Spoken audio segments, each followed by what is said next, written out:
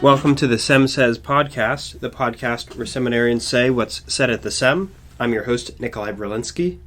And I'm Alexander Brown. And today we are going to be talking about talks that Alex has been giving recently at Theology on Tap, parish events, I guess. It's a Lenten series that I'm doing for the cathedral. Although Lenten series is sort of a generous title for it. It's more on my thoughts and things I happen to be thinking about during Lent rather than reflecting Lent qua Lent, I suppose. Good. Well, good. Excellent. But from what I've heard, feedback, people have been very impressed and happy with your thoughts and reflections, whether Lenten or not. And so they've asked if we could record your thoughts and some of your talk. So Alex, what is the topic that you have for your Lenten series? Well, the topic is, it's really trying to present fantasy, and specifically Tolkien's works, as biblical commentaries and theological narratives, right? So what I'd like to present to the faithful is this idea that the Lord of the Rings and the Silmarillion and good, proper fantasy can be read with an element of reverence, almost. It can be taken seriously. I'd like to present fantasy as something that can be taken seriously for the Christian, because it holds within it elements of truth, and it allows us to look at our faith, at reality, at one another, in a different way, and often a deeper way. I think fantasy is a tool that allows us to penetrate the sensible, not the reasonable, but what we can sense and perceive. We can penetrate that and really get at the heart of what matters: truth, goodness, beauty, those transcendentals, salvation, sin, virtue, these things that we hold to be true and real as Christians. Fantasy gives us the language of talking about that. So really my talks are they're based around Tolkien, the Silmarillion, and seeing how he does that. But the talks that I've given the last couple of weeks have been focused on how fantasy as a genre does that, how it allows us to penetrate and see deeper into reality. Okay. Well, tell me if you'd like to do differently, but maybe start by giving, what's your definition of that genre of fantasy? How, strictly or how liberally do you define it? What counts as fantasy? Thank you for asking a question that I happen to have written down. No, I mean, I have the answer written down from my notes in the talk. Fantasy is a hard genre to nail down, which is a cop-out right off the bat. That's a disclaimer. Richard Purtell wrote a book that I really enjoy, Myth, Morality, and Religion. Myth, Morality, and Religion. And he talks about how fantasy is something of a spectrum. So there's fiction as a broader spectrum, as a broader genre. But he narrows down this definition, and I've distilled it. So fantasy is a genre of imaginative stories where the physical world is affected by non-physical force, namely one's mind. Okay. So fantasy has that element of magic very often, where you have a non-physical force, magic, the Force, almost in Star Wars. Okay. And in understanding it or utilizing it, we can make things move, we can change other people, cast fireballs. Fantasy is the unity of the spiritual and the physical. Okay. Which is interesting to me because if you think about it, there are stories that have what I call fantastical norms. Okay. Knights and dragons and things that you're used to seeing in a fantasy story. But it lacks that element of the fantastical, that immaterial that I'm talking about. So for instance, we've had episodes before, I love the How to Train Your Dragon series. Yeah. But that doesn't have this magic that I'm talking about. It's just people riding dragons and what the world would be like if dragons were more common. I won't say real, if they were more common. But you have stories like The Lord of the Rings, where there is that magic, which is called very subtly the secret fire. Okay. Again, Richard Purtell draws that out as the Holy Spirit. Joseph Pierce does the same thing. The secret fire that gives Gandalf his power. Remember on the Bridge of Khazad-dûm, Gandalf says, I am the wielder of the secret fire, and you shall not pass. Okay. Narnia talks about the deep magic. Even Terry Pratchett's stories, they have magic that you can start. So magic is really a crucial element of what fantasy is. Okay, gotcha.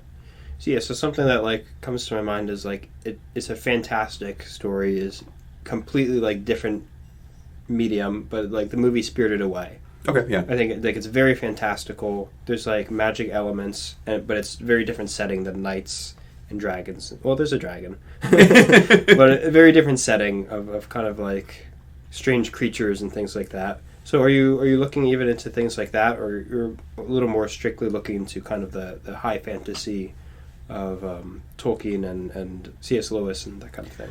My lens is Tolkien. The Okay. primary project that I'm working on is how does Tolkien see the world, and how does Tolkien's using the language of fantasy to express his point, but my ultimate thesis is what is his point. Okay. So we know that he was a devout Catholic. We know that he was very faithful. So he had insights and a love that he's expressing. And being part of the church, we rely on one another to see the face of Christ. So you have spiritual gifts that I don't, and I have spiritual gifts that you don't. And together we're in our friendship, Christ is revealed more fully. Sure. Well, Yeah. Tolkien is a Christian like us, so what does he have to share with us that reveals the face of God? So that's the Okay. lens I'm seeing this through. And then talking about fantasy broad is stepping back and saying, well, is this project even justified? Okay. Am I reading too much into Tolkien? See, in any story with good versus evil, Yeah. you can take your worldview and pitch it to that, so that you can see, of course, God and sin, or God versus whatever. Yeah. I won't necessarily say God versus the devil, because that's not a fight. That's not how it works. But that's my own pet peeve. Yeah. So what I started this thesis with saying is, am I doing that to Tolkien? Am I just reading? Am I using Tolkien as an analogy for what I already believe? Yeah. And well, no, not quite. Tolkien is already expressing something purposefully, intentionally. He's doing this so that he might share an insight into the faith. Okay. You see what I'm getting at there? Yeah, very much, yeah. I had that realization at one point. I read a Stephen King novel, like one of his shorter ones, and I remember getting to the end and being like, what was the point of that? And I just came to realization, like, oh, he's writing a horror novel. It's not to have a point. Like, he's not trying to give you this great message or, tell you something about how the world is or some secret knowledge about the world. It's just, okay, here's a crazy, like, situation in the world, and what if this happened? And, like, isn't that scary? Right. Suspenseful, even. But, yeah, so that is a good distinction of, is Tolkien just doing that, of just trying to tell a story, or is he trying to tell you something about the world as it is? So. Right. I think he's trying to tell us about something about the world as it is. I'm very conscious that I talk fast when we're on the podcast now. Sure. So I'll be more articulate. He is trying to tell you something about the world, and I think that we're seeing a breakdown of fantasy in modernity because people aren't taking it seriously. So your worldview going into any story, like you're saying, influences what you put into the story. They're not all created equal. If you take fantasy seriously going into it, then the story reflects that. Right. In other words, if you already believe in spiritual realities and in metaphysical qualities going into a story, then the story is real, in that way. Sure. And as Christians, we already believe in spirituality and metaphysical qualities, so when we're the audience to hear that. Okay, so for instance, one of my biggest pet peeves is the Game of Thrones series. George R. R. Martin explicitly said that what he's doing is, in some of his characters, is taking Aragorn from The Lord of the Rings and knocking him down a couple of pegs. So he's not satisfied with who Aragorn is as the King of Gondor, because that's not, quote-unquote, real. So he's trying to create a real character, like you and me, and put that into a story. Well, that's not the point of fantasy at all. That's not the point of books or reading. Sure. Aragorn is Tolkien's idea of masculinity and kingship. And he's taking that idea and giving it a face and a voice and putting in all these scenarios and saying, well, how would kingship react in this sort of situation? How would masculinity react in this sort of situation, running him through all these. So we were talking about this today earlier. Right. Running him through all these stories to seeing how he'd react. And in that way, we come to know this idea even better. Okay. If you don't believe that that's what you're doing in a story, then the whole thing just seems mundane. Okay. Which is why I think like a lot of young adult novels feel short. Stephen King, very, very entertaining, but doesn't have that substance because there's not that substance being invested into it. Sure. Okay. I can see that makes sense. Yeah. An author that I really discovered about a year or two ago was John Steinbeck. Sure. And I think that he does good because he's less fantastic. All of his things are kind of set in the real world and like, California and such. The real world. Yeah. But he does do a good job too of like he uses characters to tell like moral lessons essentially or something about life itself, and it's not just I'm making up some characters to tell like a story about them. It's entertaining, throw it away. Mm-hmm. But it's okay. Here's like the human condition demonstrated through these people, and like this man, Samuel Hamilton, he represents like goodness and fatherhood, and that kind of a thing. Yeah. Right. I think to be true literature, to have that invested substance, the characters are not. They're not merely placeholders for entertainment or placeholders because you need to tell. Yeah. They're not vehicles to tell the story. Yeah. Characters, whether in fantasy or not, they're always caricatures of something. Right? They show a certain dimension of the human condition, of this character trait or this character trait. Yeah, I think they really have to be caricatures to be compelling. Okay. Because why else would we read at all? Just go out and talk to people if you want quote unquote real life. Yeah. Okay. Very neat. All right, so you've convinced me. So I know what fantasy is. I recognize that Tolkien's trying to tell me a important message through his fantasy. What next? That's a good question. What next? So let me say a little bit about maybe how Tolkien works. So I already mentioned there's the breaking down the caricatures. Sokolowski, who is a phenomenologist, really expounds upon what it is to think about thinking. Okay. Essentially. All right, so Sokolowski talks about the way we think about thinking, which I think is important. Because remember, what I'm trying to express is that there's an element of reality in fantasy. We look at the world and we abstract how the world really is by looking at it. Okay. So, for instance, you know this. You study philosophy. You look at one cat, and you have that experience of cat. You sense it, you see it, you feel it. It scratches you and bites you, meows, and you think to yourself, "Well, that was strange." Then you see another cat, and it's like the first one. So you start to associate them, and after a while, you understand that cats, they act in this way and that they are evil. Dogs, on the other hand, you meet dogs and they're nice. They're good dogs. So you see one dog, and another one, and then another one. You finally get a feel that even though there's a difference between them, some are different colors, they're different sizes, some howl, some bark, there's a unity between all of them. Mm-hmm. Okay? So in thinking, we could just live our lives reacting to what we see. So you see a dog, and every time you see the dog, it's like you're seeing the dog for the first time, and you have to... But we don't really live like that. Right. We understand that there's a dogness to them, and that's good. But if we really wanted to know what a dog is, what dogness is, Sokolowski says, you think of dog, and you strip away everything that is unnecessary about the dog. So its size, necessarily, or... Yeah. I shouldn't mix terms. Its size or its color, what breed it is. You strip away all it is, and then you're left with dogness. And then you rebuild from there. So, this is what Tolkien does in fiction with things like goodness, virtue, bravery, again, the transcendentals, the true, the good, and the beautiful. He does it with God. So, for instance, we see God in all of these various aspects, in love between a husband and a wife, in love between parents and children, in the sacraments, in art. So God is very scattered in our minds. Mm-hmm. We have this broad picture of God. So we have to think about what the essential qualities of God are. God's not essentially found in the love between a husband and wife. He's not essentially found in the love between parents and children. Mm-hmm. So what is he essentially?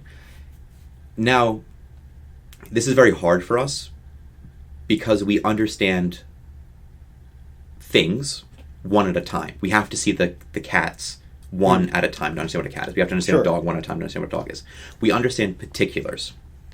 Right. So to imagine the universal, this broad concept of God, we have to then redistill it into a particular, keeping the essential qualities, but now reinventing particular qualities to it so that we can see it and interact with it. Okay. You're with me so far? Sure. Now, I want to read you this. This is what Sokolowski says. Imaginative variations, that is the changing of a universal into a particular, imaginative variations occur in fiction, where circumstances are imagined that depart from the ordinary, but serve to bring about a necessity. They show how things have to be. It is not the case that one just imagines bizarre settings. This purely fantastic projection is easy enough, but what must happen if there is to be insight that is within, the imaginative circumstance, a necessity, has to be brought into light. For this to occur, the imaginative variations have to be cleverly contrived. We must have the talent to know what imaginative presentation will do the trick. Imagination gives us a glimpse of the necessity. That insight, which the Greeks called nous, is the reward we get for our imaginative effort. So you see, you have to pay attention enough to reality to know what is necessary about it. Okay? So, for instance, he goes on to talk about science fiction, not necessarily fantasy, but science fiction, and says, if you're paying attention to humans, you'll see that they're always commutative, and so they're always political, so they always can talk to one another, but they also work together as a group. Uh-huh. So even if you were to change the planet they live on, or put them on spaceships, or change what they look like, you can't remove those necessary qualities from the human person. And by changing all of the circumstance around them, you then are left with that which is necessary. So in watching science fiction, the takeaway, if you're paying attention, the takeaway is that humans really are good creatures. They really are good at working together and defeating evil and working for the good. See, these necessary qualities, if you like. You see what I'm trying to say here? Okay. So this is what Tolkien is doing. He's looking at reality and taking those things. What's interesting is Tolkien actually admits to doing this, and he calls it subcreation. So he views himself as having a participation in God's creative act, and in doing so, he himself is subcreating. Now let's see. In one of his letters, he received a letter saying, well, if you're a Catholic, how can you posit all these non-Catholic ideas like life everlasting or reincarnation for your elves? You know, how can you work so differently from reality? Again, this criticism is coming from a limited view of what you think reality is. If you're coming at reality from a materialistic point of view and saying, well, only what I can see is what is real, then you're limiting yourself to all the things we believe as Christians, as in the good and the true and the beautiful, and God existing immaterially. Okay, so Tolkien says this about his own work, essentially. He says, we differ entirely about the nature of the relation of subcreation to creation. I should have thought that liberation from the channels of the Creator is known to have used already, is a fundamental function of subcreation, a tribute to the infinity of his potential variety, one of the ways in which indeed it is exhibited, as indeed I said in the essay. I am not a metaphysician, but I should have thought it a curious metaphysic. There is not one but many, indeed potentially innumerable ones, that declared the channels known in such a finite corner as we are thinking of, to have been used, but are the only possible ones for effication, or possibly acceptable to and by him being capitalized. Reincarnation may be bad theology, that surely rather than metaphysics, as applied to humanity. But in my legendarium, especially the downfall of Numenor, which lies immediately behind the Lord of the Rings, is based on my view, that men are essentially mortal, and must not seek to become immortal in the flesh. But I do not see how even the primary world, any theologian or philosopher, unless very much better informed about the relation of spirit and body than I believe anyone to be, could deny the possibility of reincarnation as a mode of existence prescribed for certain kinds of rational incarnate creatures. You see what I'm saying? Can you break that down a little bit? Sure. What are you saying? So, Tolkien is looking at the necessary qualities of God. Right. And seeing how could God create. He's looking at a loving God who created us out of love and gave us life. Right.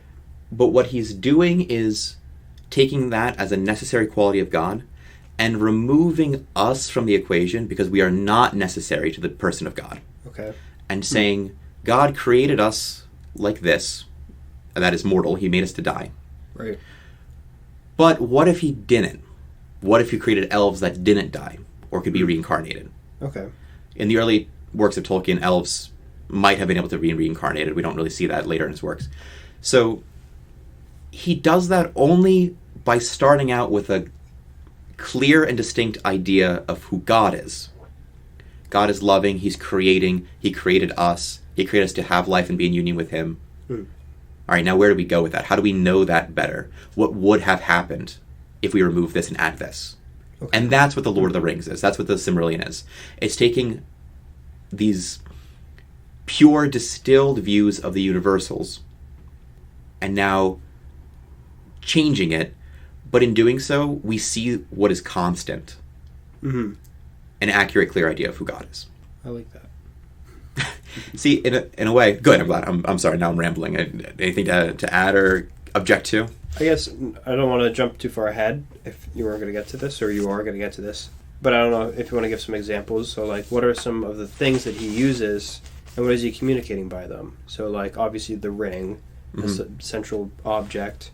Like, what is that telling us about what in real life, or Frodo and Sam and their journey, their relationship with one another, the fellowship with the ring, like any other number of things. Do you have insights into how do those fit into your schema of fantasy and relationship with reality? Oh, excellent. Yes, I have only just begun to scratch the surface of what could really be expressed in Lord of the Rings. And you're thinking to yourself, but Alec, you're defending your dissertation in 5 weeks. Because there's so much there. Again, Richard Purtell, or Purtill, it's one of those things where you read and you're not quite sure how to pronounce it. Purtill. Yes. Yeah. Love his book, would definitely recommend it. He is very emphatic that the Lord of the Rings is not an allegory, neither is the Silmarillion. Sure. Because allegory uses a fictional stand-in for a non-fictional event or character. Right. Chronicles of Narnia, Aslan is Jesus Christ. Okay. Spoiler alert. Yeah. If you haven't read that, it's sure. Yeah, but it's very heavy-handed. I can see that. Yeah, like the classic allegory of Animal Farm for the Russian Revolution. Exactly. Yeah. The Lord of the Rings doesn't do that. The Lord of the Rings has many characters for many things. Right. So very popular. Like, what does the ring stand for? The ring is our challenge with wills. So think about how, even if you've only seen the movie, think about how often the word will is used. Sauron's will is poured into the ring. The will is challenged by the use of the ring.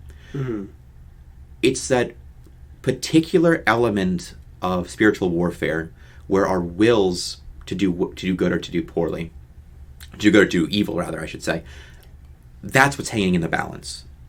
Satan wants to have control over our desires. Specifically, that's what the ring represents. Now, Joseph Pierce, he draws out the ring being a stand-in for all of our sin, like the heavy sin. But notice how it's Frodo carrying it up the mountain. So Frodo, in his person, is reminiscent of Christ as priest. Christ, the one who carries our sins, as he carried the cross. But then we also see Gandalf as Christ the prophet. So Christ was there in the halls of Valinor, in the halls of Iluvatar, when the music was sung. So Gandalf has this insight into how the world was created and how the world's going to develop and how the world is going to reach its fulfillment. So he can, quote it, like, sort of see the future. Now, what's very peculiar is that when the Ainur sung the world into existence, only Iluvatar, that is God, only he sung man into existence. So none of the angels understand what men are going to do. Okay. Because men have free will. The elves have more of a connection to the world, so the elves sort of follow the ebb and flow of nature. But humans can go against it. So humans are always surprising to Gandalf. So we have Now, does that count for hobbits? Hobbits I'm confused with hobbits. Okay. I think it was Tolkien. One of my other commentators on Tolkien, I have to look it up. One of my other commentators on Tolkien says that hobbits are included as the children of Iluvatar, but I think that in the Book of Lost Tales, the hobbits are particularly created by Yavanna, which I like better. Okay. You have no idea what that means. Yavanna is one of the Ainur. So the Ainur are the angels in Tolkien's world. The Ainur sing the world into existence. Right. 9 of the Ainur... Oh my gosh, I don't know if it's 9 or 7. I think it's 9. 9 of the Ainur come to Earth as the Valar, and they have a particular connection to dominion of the world. Yavanna is the angel of nature. Okay. So she sings like trees and flowers and everything into existence. But in the Book of Lost Tales, one of the elves talks about how fairies and even leprechauns, all these very fae-esque creatures are her creation, or an her tribute. And I think hobbits fall under that, but that's just my interpretation. Okay. All right.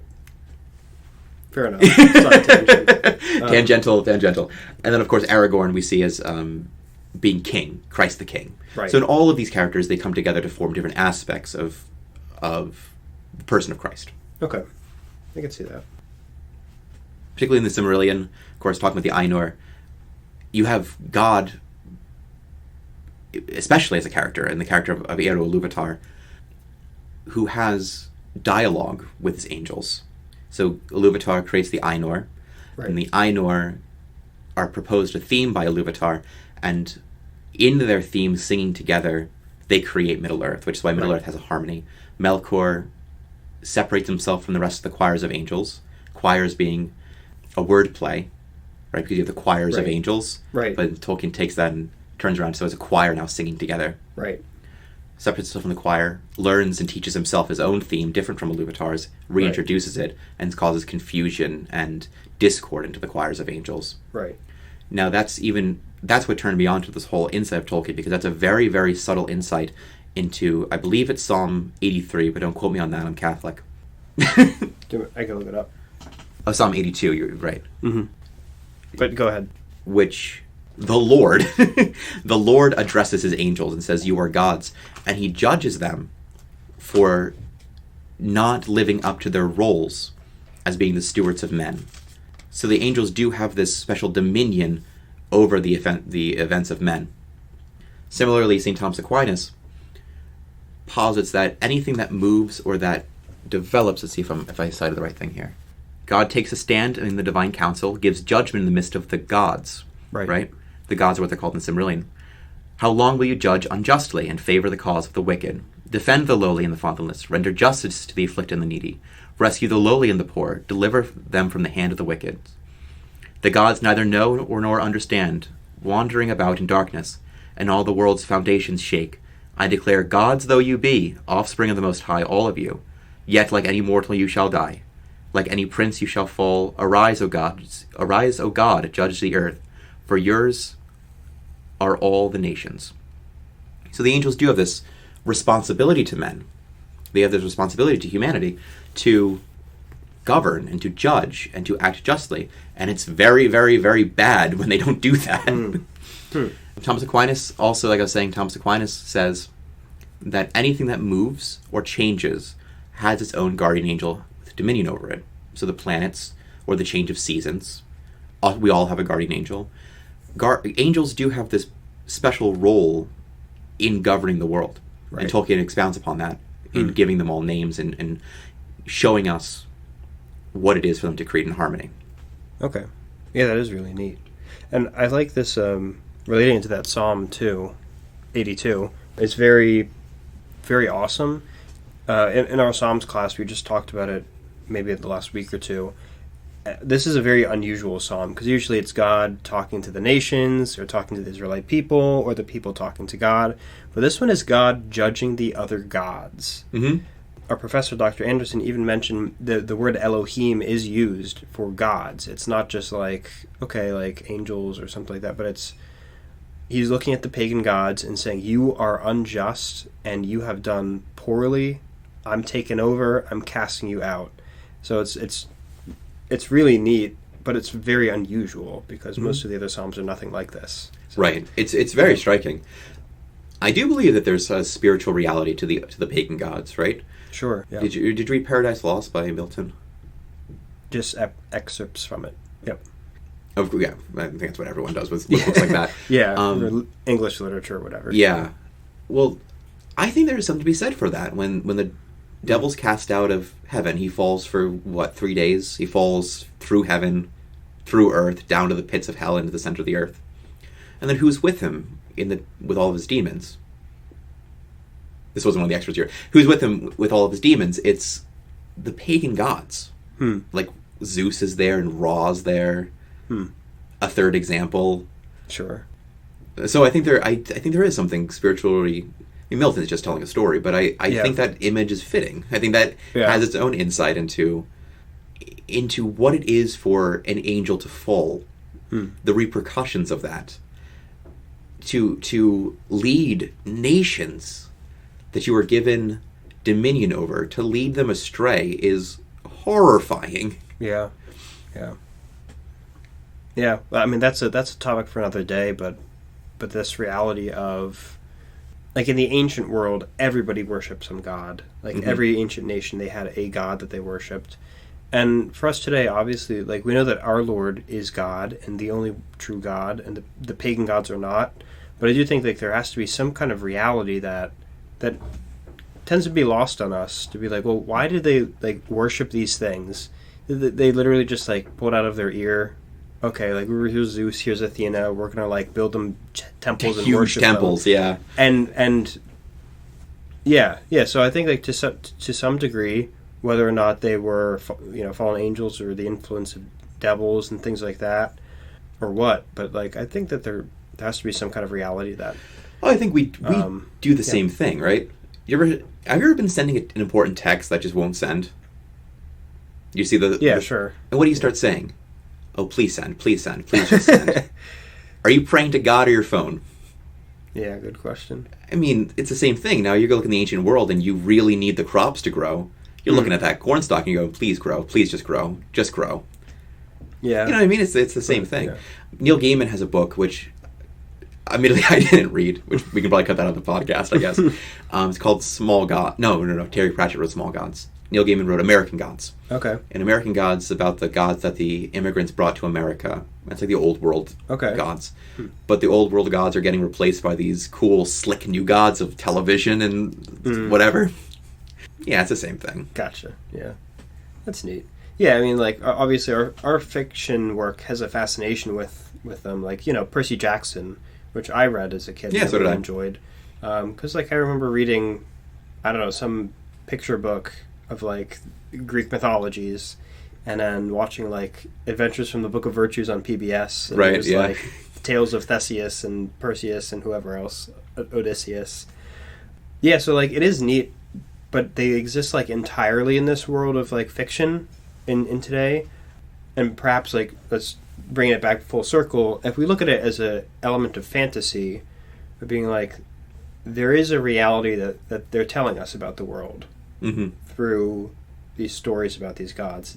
And not necessarily them just making up what did Zeus do today, as telling some reality of what Zeus represented of power or kingship.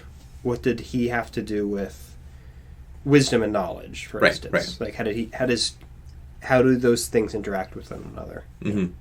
Yeah, they really are. They're caricatures, and I think they deserve to be preserved. I mean, like I said, I don't necessarily know what to do with it, because I think there is an element where angels that were... This is just me talking, Yeah. There is an element where angels who were given the dominion over nations, they could have fallen and lead the nation astray. But I think we know, just in the way things like the Iliad, the Odyssey, and the Aeneid, the way they're presented, is that Zeus and Athena, they are caricatures, like I said. Right. And like you're saying, of certain aspects of power, wisdom, might, these divine qualities. So I think there is merit in keeping them and keeping them like that. I almost now understand, Neil deGrasse Tyson said, there are some myths that deserve to be broken out of respect for the human intellect.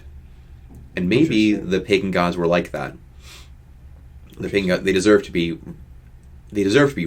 viewed as characters. Right. Just so that we could come to understand the reality behind them. Makes sense. Yeah. Huh. Interesting. I put him in my paper as a straw man. Who's saying that he showed some insight. There you go. Any other concluding thoughts or things to mention? Well, to finish the thought of Iluvatar is bound to the angels, just because I think it's worth sharing. It means so much to me. There's the line in the epistles of Paul where Paul says, "Do you not know that God works all things to the good?" I think that's brought to life in the Anu Lindale, the first book of the Silmarillion, when Melkor is trying to introduce discord into the songs of the Ainur. Iluvatar rises from his seat and says, "Mighty are the Ainur, but mightiest of all of them is Melkor. But that you shall know that I am Iluvatar. I shall give thy songs being, and you shall find that there is no theme of which you could expound that hath not its utmost being in me." So, when you're reading this book and you're seeing the discord that Melkor is bringing into the choirs of angels, your thought is, well, why doesn't Iluvatar just destroy him?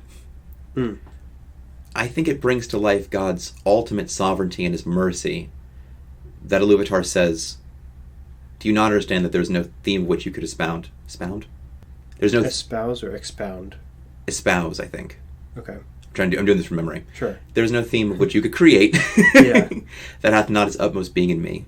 God is always in control of whatever discord we could ever imagine. And he'll work all things to himself. I think that's an important lesson, a takeaway from just that story, and I wanted to share that.